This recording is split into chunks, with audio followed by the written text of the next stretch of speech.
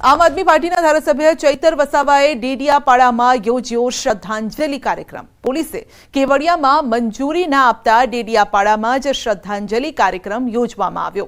લીમડા ચોક પર મૃતકોના ફોટા મૂકી અને શ્રદ્ધાંજલિ આપી સવારે કેવડિયા જઈ રહેલા ચૈતર વસાવાની અટકાયત કરાઈ હતી। સાંસદ મનસુખ વસાવાએ ચૈતર વસાવા પર પ્રહાર કર્યા છે। ચૈતર વસાવાએ ખોટી રીતે વાતો વહેતી કરી મનસુખ વસાવા કાર્યક્રમમાં જોડાવાનો છું તેવી વાતો વહેતી કરી હતી, જેની સખત ટીકા કરું છું તેમ કહ્યું।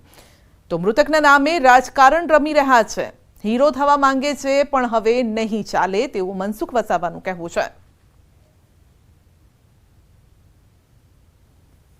સ્ટેચ્યુ ઓફ યુનિટી જેવા વિસ્તારની અંદર શાંતિ છે તો તે શાંતિને આ દોડવાના આ પ્રયાસો કરે છે।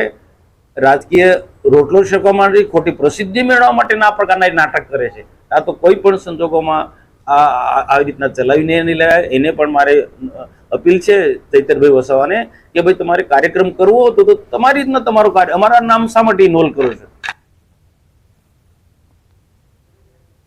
તો ચૈતર વસાવાએ ડેડિયાપાડામાં જ શ્રદ્ધાંજલિ કાર્યક્રમ યોજ્યો હતો, કારણ કે પોલીસે અન્ય જગ્યાએ તેમને પરમિશન નહોતી આપી। મોટી સંખ્યામાં અહીંયા સ્થાનિકો પણ ઉપસ્થિત રહ્યા હતા।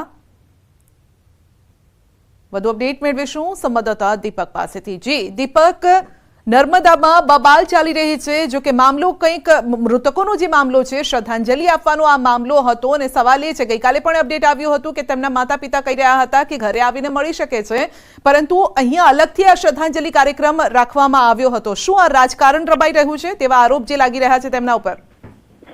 બિલકુલ, વાત કરીએ તો ખાસ કરીને જે આદિવાસી મ્યુઝિયમમાં જે બે યુવાનોનો જે મોતનો મામલો છે જેને લઈ હાલ રાજકારણ રમાઈ રહ્યું છે, કારણ કે આપ અને કોંગ્રેસ ભેગા થઈ અને શ્રદ્ધાંજલિનો આજે જે પ્રોગ્રામ રાખવામાં આવ્યો હતો કેવડિયા ખાતે, એમાં લગભગ 2 થી 3 હજાર જેટલા માણસો આવવાના હોય અને જે બાબતની પરમિશન નર્મદા જિલ્લા પોલીસ પાસે માંગી હતી, પરંતુ નર્મદા જિલ્લા પોલીસ દ્વારા આ પરમિશન ના આપવામાં આવતા આજે ચૈતર વસાવા છે તે ડેડિયાપાડા ખાતે જઈને શ્રદ્ધાંજલિનો પ્રોગ્રામ રાખવામાં આવ્યો। પરંતુ વાત કરીએ તો જે ચૈતર વસાવાને જે ડેડિયાપાડાથી રાજપીપળા આવતા જ વચ્ચે રોકી રાખવામાં આવ્યા હતા અને અટકાયત કરવામાં આવી, જેવી રીતે અનંત પટેલને પણ જે કોંગ્રેસના ધારાસભ્ય છે તેમની પણ અટકાયત કરવામાં આવી, પરંતુ આ આખા મામલાની જે રાજકારણ રમે છે જેની સામે મનસુખ વસાવા લાલઘુમ થયા હતા અને મનસુખ વસાવાએ કહ્યું છે કે આ પ્રકારના આરોપ પણ લગાવ્યા છે। આપનો આભાર। ખાદ્ય ચીજ વસ્તુઓમાંથી જીવાતો નીકળવાનો સિલસિલો યથાવત છે। ચોમાસાની ઋતુમાં ફૂડ વિભાગ દ્વારા દુકાનો તેમજ રેસ્ટોરન્ટમાં ચેકિંગ પણ હાથ ધરવામાં આવતું હોય છે અને ત્યારે રાજકોટ શહેરમાં ફરી એકવાર આવી જે ઘટના સામે આવી છે।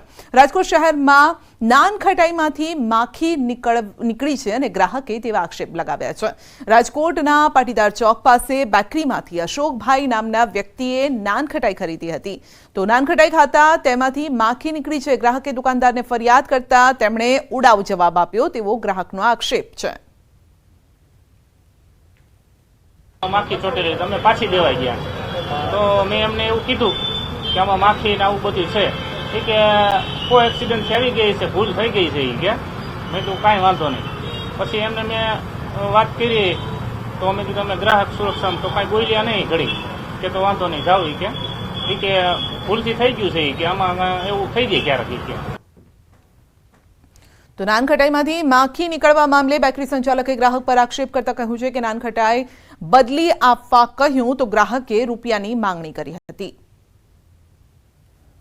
નીકળી છતાં મેં કીધું કાંઈ વાંધો નહીં, હવે તમારે શું કરવાનું છે, આનું તમને રિફંડ આપું અથવા તમારે કઈ વસ્તુ બીજી જોતી હોય તો એ આપું, તો એ ભાઈ સીધી મને ગુંડાગીરીની રીતે એવી રીતે કહેવા માંડ્યા। મેં એને પૈસા પણ પાછા આપ્યા, 100 રૂપિયાની વસ્તુ હતી, 100 રૂપિયા મેં રિટર્ન આપેલા, છતાંય આવીને મને એમ કે એટલા વસ્તુ નહીં, 10,000 થી ઉપરમાં સેટિંગ થાય તો કરો, બાકી અમે મીડિયામાં આપી દઈએ છીએ। તો સમગ્ર મામલે આરોગ્ય વિભાગે ચેકિંગ હાથ ધર્યું। ચેકિંગ દરમિયાન બેકરી પાસે ફૂડ લાયસન્સ ન હોવાનું સામે આવ્યું છે। બેકરી પ્રોડક્ટ પર ઘટકોની માહિતી પણ આપવામાં આવી નથી। કુકીઝ છે, પછી ખારી છે, આ કોઈ પણ વસ્તુ ઉપર જે ફૂડ સેફ્ટી સ્ટાન્ડર્ડ એક્ટના જે લેબલિંગ પ્રોવિઝનના જે નિયમો છે એ નિયમો મુજબ કોઈ પણ જાતનું લેબલિંગ નહોતું। ઇવન મેન્યુફેક્ચર યુનિટ છે તો મેન્યુફેક્ચર યુનિટના જે કાંઈ નોર્મ્સ હોય નોર્મ્સને એ લોકો ફોલો નહોતા કરતા, પ્રોડક્ટ વેચતા હતા। હવે વાત કરીશું અમદાવાદના બીમાર બ્રિજની।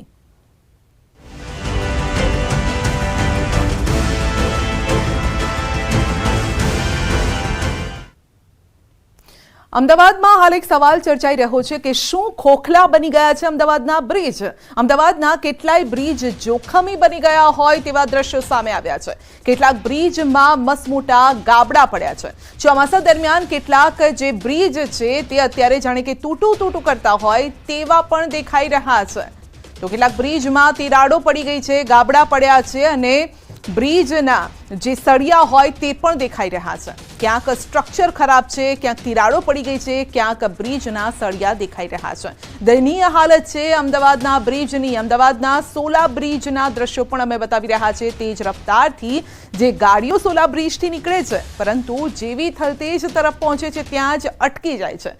કારણ કે ગાડીઓ અટકવાનું કારણ છે બ્રિજમાં પડેલા ભાગલા. બ્રિજ પર પડેલા બે ભાગ તંત્ર અને બ્રિજ બનાવનારની બેદરકારી છતી કરે છે.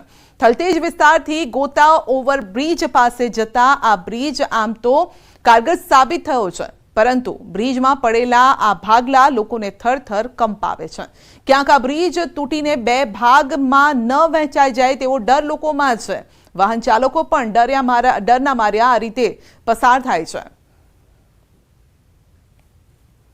અમદાવાદ શહેરમાં નાગરિકોની સુખાકારી માટે ખાસ કરીને સોલા ઓવરબ્રિજને તૈયાર કરવામાં આવ્યો, જેને કારણે ટ્રાફિકની સમસ્યા તો હલ થઈ, પરંતુ આ જ ઓવરબ્રિજ અત્યારે જે હાલતમાં છે તે ખખડધજ હાલતમાં છે. આપ જોઈ રહ્યા છો જે બંને બ્રિજનો ભાગ છે તેમાં થીગડા મારવામાં આવ્યા છે. તેની પાછળનું કારણ એ છે કે બ્રિજ છે તેના બંને વચ્ચેનો જે ભાગ છે તે ક્યાંક ને ક્યાંક તૂટી ગયો છે. તેને કારણે ખાસ કરીને અહીંથી પસાર થતા વાહનો છે ત્યાં થીગડા ઉપરથી પસાર થઈ રહ્યા છે. થીગડું પણ એ રીતે મારવામાં આવ્યું છે કે અહીં આપ જોઈ રહ્યા છો કે ક્યાંક ને ક્યાંક બ્રિજ તૂટેલી હાલતમાં હોય તેવું બિલકુલથી દ્રશ્યોમાં દેખાઈ રહ્યું છે. હાલની પરિસ્થિતિને લઈને ખાસ કરીને નાગરિકોની સુખાકારી માટે જે બ્રિજ બનાવવામાં આવ્યો તેમાં આ પરિસ્થિતિ અને બ્રિજમાં માત્ર 3 જ વર્ષની અંદર ખાસ કરીને આ પ્રકારે સ્પાન અલગ થઈ જવાની જે પ્રક્રિયા છે તેને કારણે ખાસ કરીને આ બ્રિજમાં પણ ભ્રષ્ટાચાર થયું હોય તેવું આ બ્રિજ છે તેની પરિસ્થિતિને કારણે જોવા મળી રહ્યું છે. જૂન મહિનાની અંદર વર્ષ 2021ની અંદર ખાસ કરીને આ બ્રિજનું લોકાર્પણ કરવામાં આવ્યું હતું. થલતેજ અંડરપાસથી લઈને ખાસ કરીને સોલા ઓવરબ્રિજ અને ગોતા તરફ જવા માટે આ બ્રિજ છે ખૂબ જ કારગર પણ સાબિત થયો, પરંતુ હાલની પરિસ્થિતિને જોતા બંને જે બ્રિજના ભાગ પડી ગયા છે અને બરોબર વચ્ચે થીગડું મારી દેવામાં આવ્યું છે તે આખરે ભ્રષ્ટાચાર થયો છે કે કેમ તેની ચાડી થઈ રહ્યું છે. કારણ કે આ પ્રકારના થીગડાને કારણે અહીંથી પસાર થતા લોકો છે તેને પરેશાની બિલકુલથી થાય અને સવાલ પણ ઉઠે કે આખરે આ બ્રિજની કામગીરી કેવી છે અને આ બ્રિજ કેટલો સમય સુધી આગામી સમયમાં ટકશે. કેમેરામેન પંકજ મકવાણા સાથે દીપિકા કુમાર, ન્યૂઝ 18 ગુજરાતી, અમદાવાદ. તો આ સાથે સૌથી વિવાદાસ્પદ અને ચર્ચાસ્પદ એવો અમદાવાદનો હાટકેશ્વર બ્રિજ છે. ખોખલા બની ગયેલા બ્રિજ પર છેલ્લા 3 વર્ષથી વાહન વ્યવહાર બંધ છે, પરંતુ વાહન ન ચાલતા હોવા છતાં હાલમાં આ બ્રિજ બન્યો છે જોખમી. બ્રિજ પર મોટી સંખ્યામાં ગાબડા પડી ગયા છે અને ચોંકાવનારી વાત તો એ છે કે હાલમાં બ્રિજનો એક ભાગ થોડો નમી પણ ગયો છે, જેથી બ્રિજની બાજુમાંથી પસાર થતા વાહન ચાલકો પર મોટું જોખમ તોડાઈ રહ્યું છે. આ બ્રિજને લઈને એક વિડીયો પણ વાયરલ થઈ રહ્યો છે અને જેમાં આ બ્રિજ નીચેથી પસાર થતા લોકોને સાવચેત રહેવા જણાવાયું છે. બીજી તરફ આ બ્રિજને તોડવા માટેની કામગીરી પણ ટલ્લે ચડી હોય તેમ લાગી રહ્યું છે, કારણ કે બ્રિજને તોડીને બનાવવા માટે 4થી વખત ટેન્ડર બહાર પડાયું અને એ માત્ર એક જ પાર્ટીએ ભર્યું હતું. જો કે હાલમાં આ બ્રિજ ખોખલો બની જતા લોકોને ડર લાગી રહ્યો છે. અમદાવાદ મહાનગરપાલિકાના ભ્રષ્ટાચારનો ભોગ બનેલો હાટકેશ્વર બ્રિજ, આ બ્રિજ છે છેલ્લા 3 વર્ષથી વાહન વ્યવહાર માટે બંધ છે. અત્યારે આ બ્રિજની હાલત જુઓ તો અત્યારે આ બ્રિજ છે જે વાહન વ્યવહાર માટે ચાલુ હોવો જોઈએ છે, છેલ્લા 3 વર્ષથી બ્રિજ બંધ હાલતમાં છે. તેનું કારણ એ બન્યું છે કે જે પ્રકારે ભ્રષ્ટાચાર કરવામાં આવ્યો છે, પરંતુ નવી વાત એ છે કે આ જ બ્રિજ ઉપર હવે ધીમે ધીમે ગાબડા પડવાની પણ શરૂઆત થઈ ચૂકી છે. સૌથી મહત્વની વાત એ છે કે હવે બ્રિજ એક બાજુથી નમી ગયો છે તેવો સોશિયલ મીડિયા પર પણ મેસેજ છે તે વાયરલ થયો છે. બ્રિજ પર અત્યારે અમે છીએ બરોબર વચ્ચે છીએ. આ બ્રિજનો આ એક ભાગ આપ જોશો તો તમને એવું લાગશે કે આ બ્રિજનો જે એક ભાગ છે સારો છે, પરંતુ અહીંથી શરૂઆત કરો અને અહીંથી જુઓ તો અહીં તમને બંને બ્રિજનો વચ્ચેનો જે ભાગ છે તે અહીં તૂટેલી હાલતમાં જોવા મળશે અને આ પ્રકારની હાલતને કારણે નીચેથી ખાસ કરીને આ વિડીયો વાયરલ થયો છે જેમાં બ્રિજથી નીચે જતી વખતે ખૂબ જ સાવધાન રહેવું, કારણ કે બ્રિજ એક બાજુથી નમી ગયો છે તેવો એક વિડીયો વાયરલ થયો છે. સૌથી મહત્વની વાત છે કે હાટકેશ્વર બ્રિજના મામલે હવે ક્યારે નિર્ણય લેવાશે તે હજુ પણ સમય બતાવશે, કારણ કે ઘણો બધો સમય જતો રહ્યો છે. છેલ્લા 3 વર્ષથી આ બ્રિજ બંધ હાલતમાં છે. વાહન વ્યવહાર માટે ખૂબ જ મહત્વની વાત છે કે આ બ્રિજ ચાલુ હોવો જોઈતો હતો, પરંતુ ચાલુ નથી. આ પરિસ્થિતિને બ્રિજ ક્યારે તૂટશે, ફરી બ્રિજ ક્યારે બનશે, અને જો આના હાલતમાં બ્રિજ રહેશે, કોઈ જાનહાનિ થશે તો આખરે જવાબદાર કોણ બનશે? કેમેરામેન ખેંગાર રાઠોડ સાથે દીપિકા ખુમાર, ન્યૂઝ 18 ગુજરાતી, અમદાવાદ. જો કોઈ પણ વ્યક્તિ અમદાવાદમાં આવે અથવા તો અમદાવાદમાં રહેતું હશે તે અમદાવાદના હેલ્મેટ સર્કલથી અજાણ નહીં હોય, પરંતુ જાણીને ચોંકી જશો કે સર્કલ પાસે આવેલા બ્રિજની થઈ ગઈ છે દુર્દશા. હેલ્મેટ સર્કલ આમ તો પ્રાઇમ લોકેશન કહેવાય છે, પણ અહીં પણ બ્રિજના તૈયાર થયા બાદ સળિયા દેખાવાની શરૂઆત થઈ. બ્રિજની નીચે કેટલીક જગ્યાએ તિરાડો પણ જોવા મળે છે. કેટલાક સ્થળો પર બ્રિજનો આખો ભાગ તૂટી ગયો છે. અત્યારે હું અમદાવાદના હેલ્મેટ સર્કલ પાસે છું. હેલ્મેટ સર્કલ પર મારી પાછળ આપ જોઈ રહ્યા છો આ બ્રિજ છે, તે બ્રિજમાં સળિયા દેખાવાની શરૂઆત થઈ ચૂકી છે.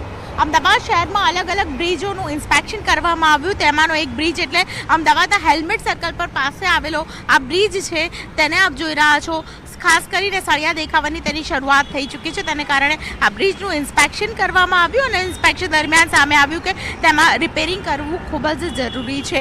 અમદાવાદ શહેરના અલગ અલગ બ્રિજ પર આ પ્રકારની સમસ્યા છે તે બિલકુલથી જોવા મળે છે. ચાહે તે શિવરંજની બ્રિજ હોય કે પછી ઇસ્કોન બ્રિજ હોય કે પછી વાત હોય ખાસ કરીને શામલ બ્રિજની, આ પ્રકારની જે સમસ્યા છે તે શહેરની હવે સમસ્યા બની ચૂકી છે. કારણ કે ખાસ કરીને આવા પ્રકારના જે સળિયા દેખાય અને એમાં પણ આયુ મર્યાદા તેની વધારે કહેવામાં આવી હોય કે તે વધારે સમય સુધી ચાલશે, પરંતુ એવું થતું નથી. હાટકેશ્વર બ્રિજનો જે મુદ્દો ઉઠ્યો ત્યારબાદ અમદાવાદ શહેરના અનેક બ્રિજો છે તેનું એક ઇન્સ્પેક્શન કરવામાં આવ્યું અને તે અંતર્ગત આ પ્રકારની જે સમસ્યા છે તે સામે આવી છે. ત્યારે સવાલ એ થાય છે કે જ્યારે બ્રિજ બનાવવામાં આવ્યો તેની આયુ મર્યાદા નક્કી કરવામાં આવી તો પણ ખાસ કરીને આયુ મર્યાદા પૂરી ન થઈ હોય છતાં પણ આ પ્રકારનું જે સમારકામ કરવું પડે તેની આખરે જરૂરિયાત શું એ વખતે ભ્રષ્ટાચાર કરવામાં આવ્યો હતો કે બ્રિજને વારંવાર ખાસ કરીને રિપેરિંગ કરવામાં આવે તેની જરૂરિયાત ઊભી થાય છે.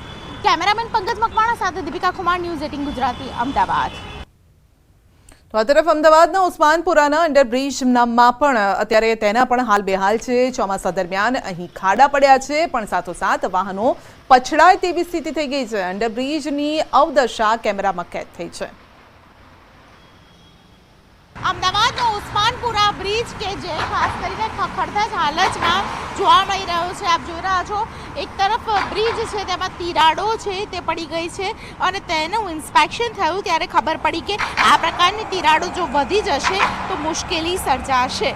અત્યારે પણ આપ જોઈ રહ્યા છો આપને એક અવાજ આવતો હશે, એ અવાજ ખાસ કરીને જે સ્પાન છે તે સ્પાન ખુલી ગયા છે અને તેને કારણે બંને બાજુથી જે વાહનો પસાર થાય છે તે વાહનો જોરથી અહીં પછડાય છે અને તેને કારણે આ સ્પાન છે તે ખુલી ગયા છે. બંને તરફ ઉસ્માનપુરા બ્રિજની, બંને તરફ ઉસ્માનપુરા અંડરપાસની બંને તરફ આ પ્રકારની સમસ્યા છે તે જોવા મળી રહી છે. કારણ કે આ બાજુ તો સૌથી વધારે મુશ્કેલી છે, પરંતુ તેની સાથે સામેની બાજુ પણ સૌથી વધારે મુશ્કેલી છે તે જોવા મળી રહી છે. જે લોકો ત્યાંથી પસાર થાય તે લોકોને સૌથી વધારે ખરાબ અનુભવ થતો હોય છે. એમાં બી વરસાદી સમયની અંદર જ્યારે ઉસ્માનપુરા અંડરપાસ બંધ થઈ જતો હોય છે અને એમાં પણ આ પ્રકારની સમસ્યા જ્યારે સર્જાતી હોય છે ત્યારે લોકો વધારે મુસીબતનો સામનો કરતા જોવા મળી રહ્યા છે. એક તરફ બ્રિજ પણ આપ જોઈ રહ્યા છો તિરાડો પડી ગઈ હતી તેવી હાલતમાં છે અને બીજી તરફ આ પ્રકારના સ્પાન ખુલી જવાને કારણે લોકો જ્યારે વાહન લઈને અહીંથી પસાર થાય ત્યારે તેમને ડર લાગે છે કે અહીં જે